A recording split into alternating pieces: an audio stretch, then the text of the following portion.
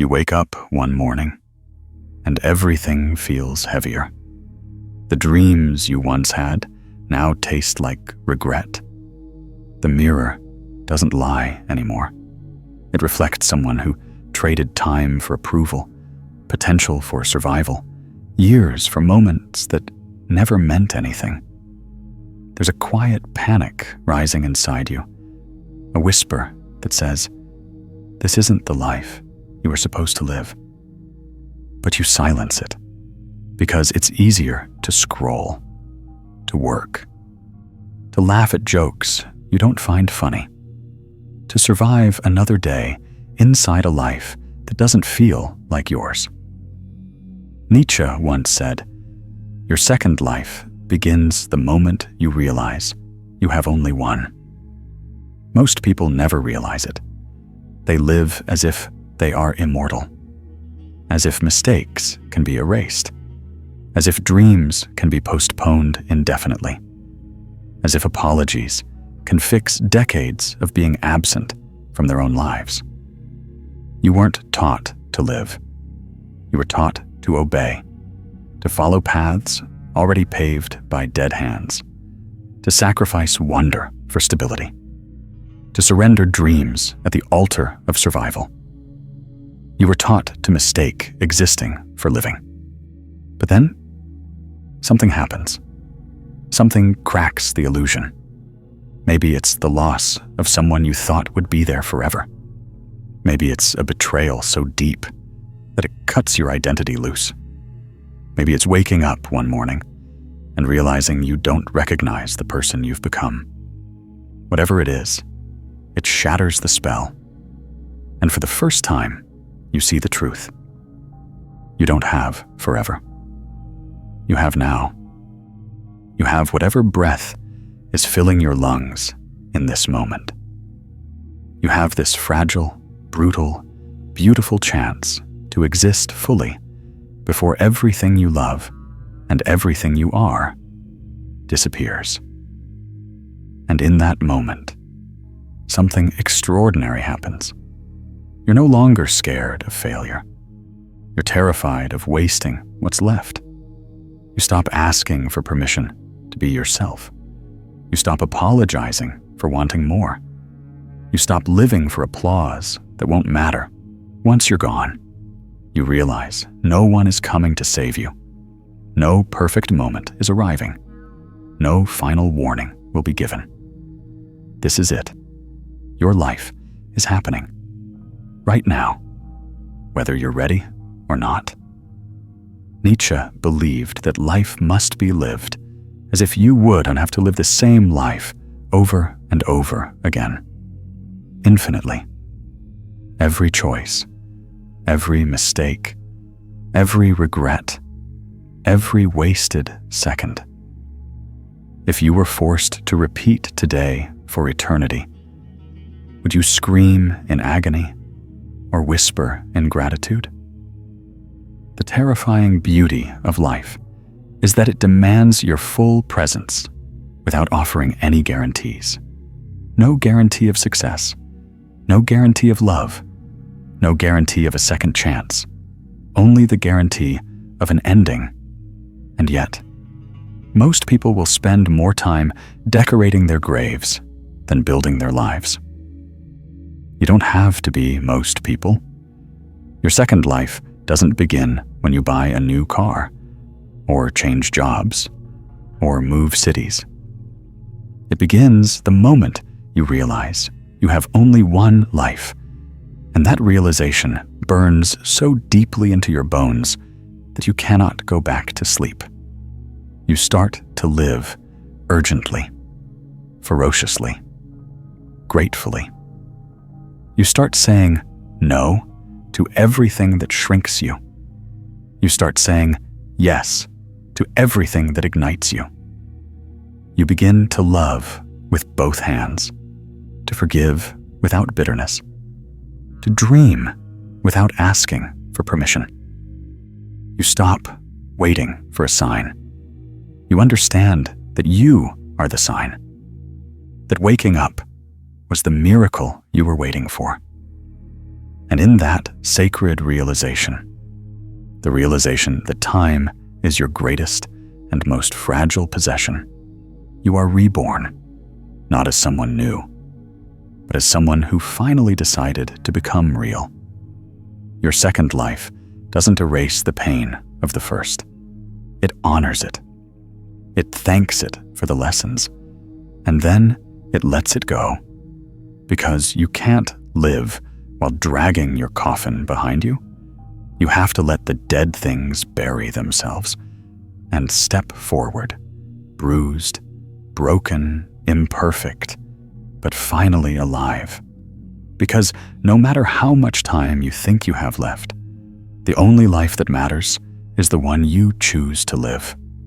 Now, you are told to dream big, but you are punished the moment your dreams threaten the comfort of others. You are told you can become anything, but when you try, you are mocked, doubted, minimized. The world loves a dreamer, as long as the dream is small, safe, and quiet. Nietzsche saw this contradiction clearly. He saw that society isn't built to nourish greatness. It's built to manufacture obedience. He who has a why to live for can bear almost anyhow, Nietzsche wrote. But what he left unsaid was even darker. Most people never find their why. They live and die buried under everyone else's how. You are born into expectations. Study, work, marry, produce, consume, obey. You are fed the blueprint before you even know how to speak. And before you realize it, you have built a life you secretly resent. A life tailored to please the people who are never going to live it with you. You aren't living. You're performing. Every decision, every sacrifice, every muted dream, made not for yourself, but for an invisible panel of judges that you imagine watching your every move. You stay in jobs that decay your soul. You stay in relationships that hollow you out. You betray your own curiosity, your own fire, your own genius, all because someone, somewhere, might disapprove. And yet, the people you're killing yourself to please will not attend your funeral, wondering why you weren't happier. They will barely remember your dreams. Nietzsche believed that to live fully, you must be willing to endure isolation, to choose your own path, even if it means walking it alone. Because greatness demands exile. Authenticity demands rebellion. The tragedy is not that people die. The tragedy is that most people never live before they die. You can feel it around you. The quiet desperation, the silent regret, the way people laugh too loudly at jokes that don't reach their eyes, the way they brag about promotions that cost them their peace, the way they plan vacations like prison breaks, desperate for a week of breathing before returning to the suffocation they chose. This is what Nietzsche called the herd instinct, the mindless survival of those who fear the burden of thinking for themselves. It's safer to be accepted than to be free.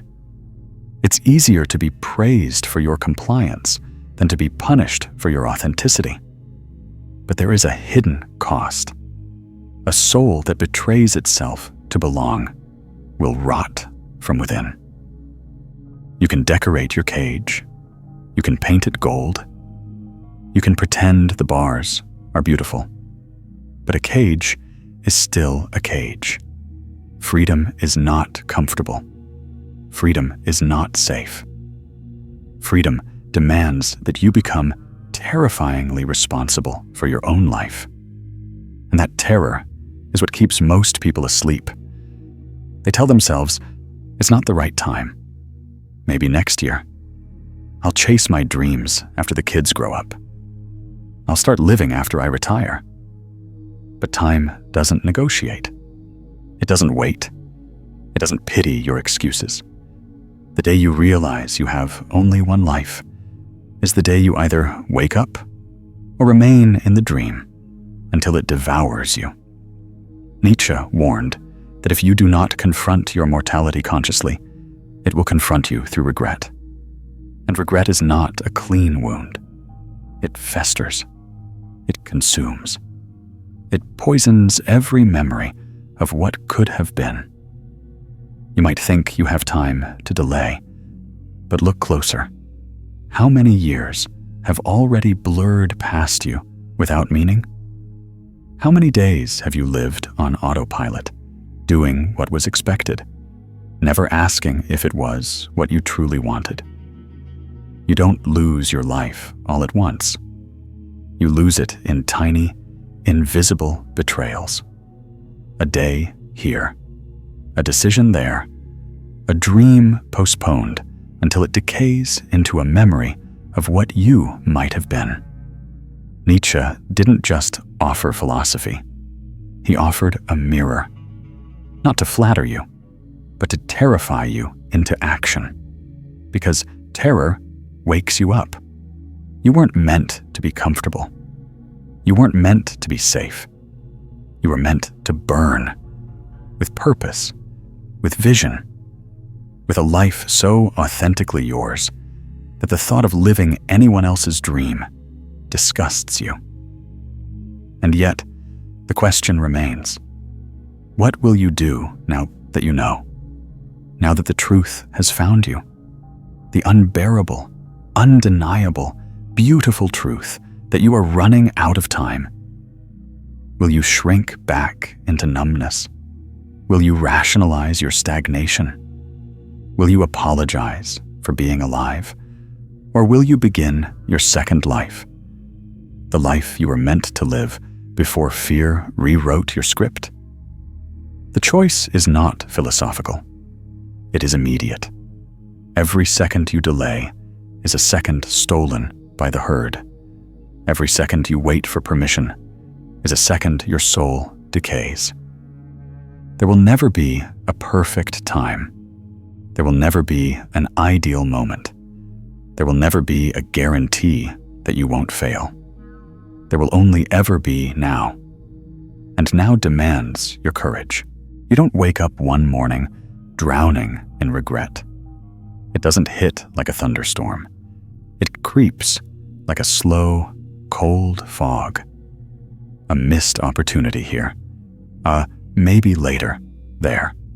A conversation you were too scared to start. A dream you were too tired to chase. At first, it feels harmless. Life still looks the same. Bills are paid. Birthdays are celebrated. Vacations are planned. But beneath the surface, something begins to rot. You start smiling less, even when you're supposed to be happy. You start feeling emptier, even when you're surrounded by people. You start waking up heavier, carrying a sadness you can't explain. This is not depression. It's not sadness. It's the slow death of a life unlived. Regret doesn't announce itself loudly. It doesn't scream. It whispers. At night, when the world is quiet, it whispers, "You could have been more." And you try to silence it with distractions, scrolling, drinking, shopping, overworking. But no matter how loud the noise, the whisper grows. Because regret is not about what you did. It's about what you were too afraid to do. Nietzsche believed that regret is a form of self-betrayal, the slow realization that you have wasted the only miracle you were ever given, the miracle of existence. You will not regret your failures. You will not regret the risks you took that ended badly. You will regret the silence, the cowardice, the hours spent doubting when you should have been daring. You will regret the life you abandoned while pretending you had more time. Look around. How many people do you know who are already dead, even though their hearts are still beating? They exist in routines they hate. They laugh at jokes they don't find funny. They celebrate milestones they don't care about. They are alive biologically. But spiritually, they are graves that walk. And you feel it when you're near them. The heavy emptiness, the invisible sadness, the desperate attempts to distract themselves from the quiet horror of their own unlived lives. This is the fate Nietzsche warned against. Not death, not pain, but a life so disconnected from truth that it no longer feels alive. Every day you delay becoming who you were meant to be, you feed that death a little more. You hand over another piece of your soul to comfort, to fear, to mediocrity. And the tragedy is, most people will never even realize what they've lost until it's far too late. Because society teaches you to measure your life by numbers, your salary, your follower count, your possessions. But none of these things will hold your hand when regret starts devouring you at 3 a.m. None of these things will erase the echo of your unlived dreams. Only one thing will matter then. Did you live? Did you become what you were meant to become? Or did you die a quiet death long before your body gave out? You are not scared of dying. You are scared of dying without having lived. And that fear, if you are brave enough to feel it fully, can become your salvation. Because fear has two faces: fear that paralyzes you, and fear that awakens you. Most people let fear chain them to small lives. But you have another choice. You can use that fear as fuel. Let it ignite you. Let it terrify you into movement. Let it remind you that you are running out of excuses. Nietzsche believed that life is for the courageous, for those willing to confront the unbearable truth of their mortality. And in that confrontation, find a reason to live so fiercely that death itself becomes irrelevant. So here you are, standing at the crossroads between existence and living. You can go back to sleep, numb yourself, pretend you have time, pretend you are happy, or you can choose the terror of waking up. You can choose to feel the weight of your unlived life pressing down on you, not to crush you, but to forge you into something unstoppable. You don't need more time. You need more courage. You don't need more motivation.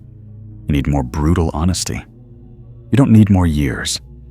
You need to stop wasting the ones you have. Because the silent collapse, the slow death of the soul through regret, is preventable. But only if you are willing to make a decision most people never make: to live. Not tomorrow, not next year, not after it's convenient. Now, the death of your first life doesn't come with a funeral. No one mourns it. There are no tears, no goodbyes. It dies silently. The moment you realize that everything you were chasing was never yours to begin with. It dies when you stop trying to impress people who don't even know themselves. It dies when you stop apologizing for being different, difficult, real. It dies when you finally accept that the old you, the one who played small to survive, is never coming back. And in that silence, you are reborn, not into perfection, not into certainty, but into freedom. Your second life is not about doing more. It's about doing what matters. It's not about being faster, richer, louder. It's about being truer. You will be misunderstood. You will be rejected. You will lose people you once thought you couldn't breathe without. But you will find yourself. And that is a trade worth making 1,000 times over. The world will not applaud you for choosing yourself. It will resent you, because every step you take into authenticity will remind them of the steps they were too afraid to take. You will threaten their comfort simply by existing freely. Let them be uncomfortable. You are not here to fit their mold.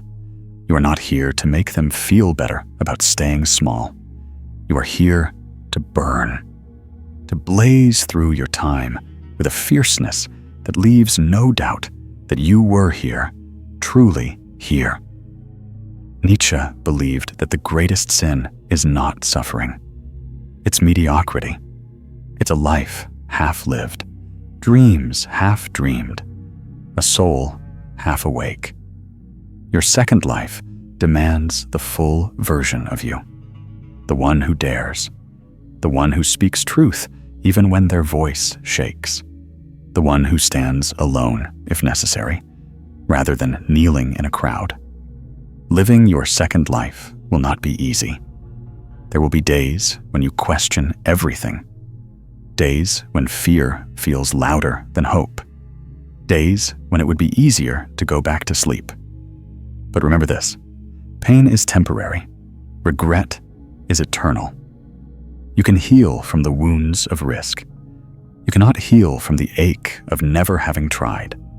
Every step you take into your second life will hurt, not because you are doing something wrong, but because you are shedding the skin of a life that was killing you softly. You will grieve the old you, the one who tolerated disrespect, the one who watered dead gardens, the one who apologized for shining.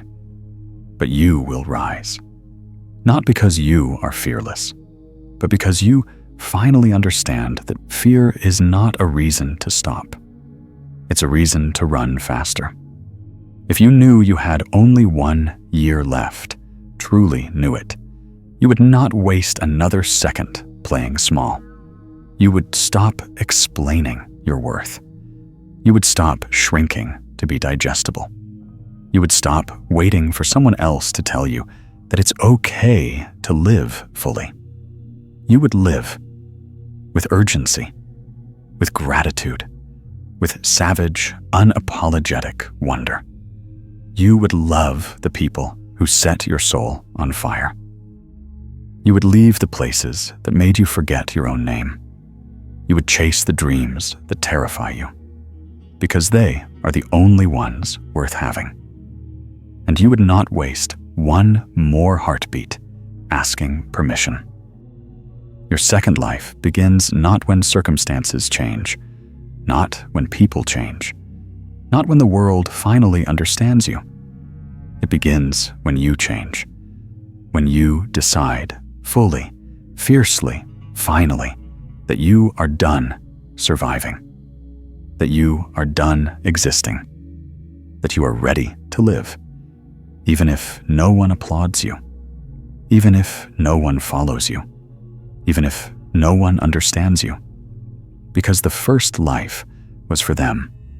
The second life is for you. The question is not, will you be afraid? You will be.